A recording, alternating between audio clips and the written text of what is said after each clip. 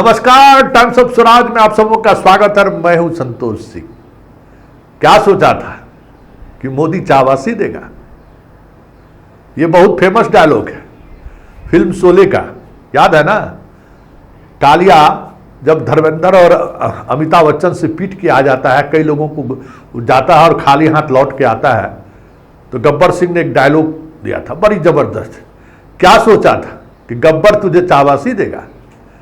तो बिहार में आपने जो खेला खेला और बिहार में जिस तरीके से मोदी को आपने स्पीच दिया, तो क्या सोचा था कि मोदी आपको बकस देगा क्या? के लोगों को एक और गारंटी दे रहा हूं,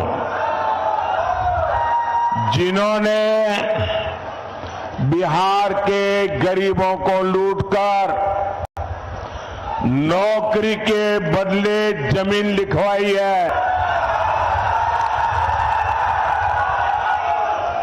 कान खोल के सुन लो, उनका भी जेल जाने का काउंटडाउन शुरू हो चुका है।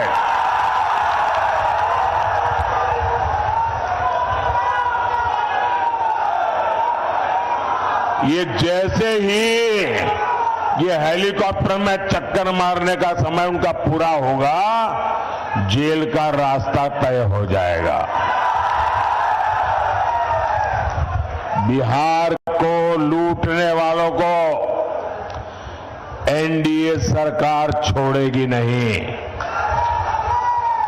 और ये एनडीए की गारंटी है, मोदी की भी गारंटी है। जेल नहीं भेजेगा क्या? आज मोदी ने जिस तरीके से मंच से जो बातें कही हैं, हमें लगता है कि प्रधानमंत्री को इस तरीके की भाषा से बचनी चाहिए थी। लेकिन सवाल है कि अब राजनीति में नैतिकता या फिर भाषाई मर्यादा का सवाल कहाँ है? ये जो आज उन्होंने कहा है वो तो पूरी तौर से सिस्टम को आप प्रभावित करने का काम कर रहे हैं कि लैंड फॉर जॉब मामले में अब जाएंगे ये जेल 4 जून के बाद। जाना भी चाहिए, अगर ये दोषी हैं जो और इनके खिलाफ चीज़ें बनती हैं तो जाए भी। लेकिन बड़ा सवाल ये है कि मोदी से जिसने भी हाथ मिलाया, जिसने ने नजरें मिलाई,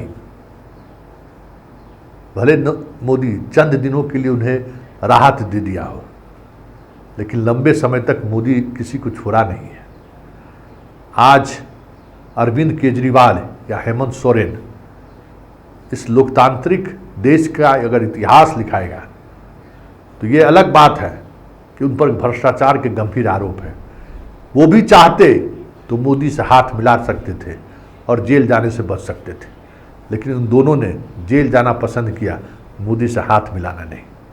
लेकिन लॉन्ग टर्म अगर देखिएगा कि जिसने भी मोदी के शर्तों पर को स्वीकार नहीं किया, आज देश की राजनीति में वो टिका हुआ है, और जिसने मोदी से अंडर टेबल हाथ मिलाया वो आज न कल मोदी का शिकार जरूर हुआ है।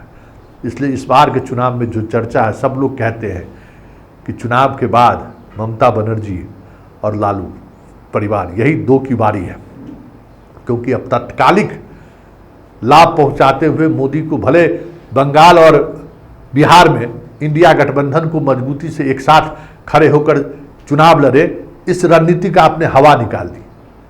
लेकिन इतना तय मानिए कि 2024 के रिजल्ट के बाद अगर चीज़ें नहीं बदली तो यही 2 परिवार होगा जो सलाखों के अंदर होगा, क्योंकि 2025 बिहार साधना है और उसके बाद उसे बंगाल भी साधना है।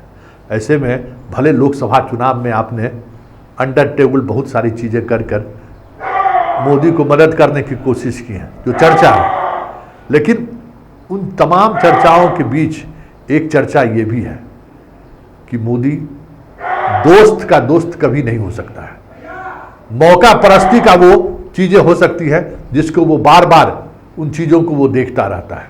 चलिए देखिए, लेकिन फिर से एक डायलॉग को दोहराइए। क्या सोचा था? मोदी तुझे चावासी देगा क्या?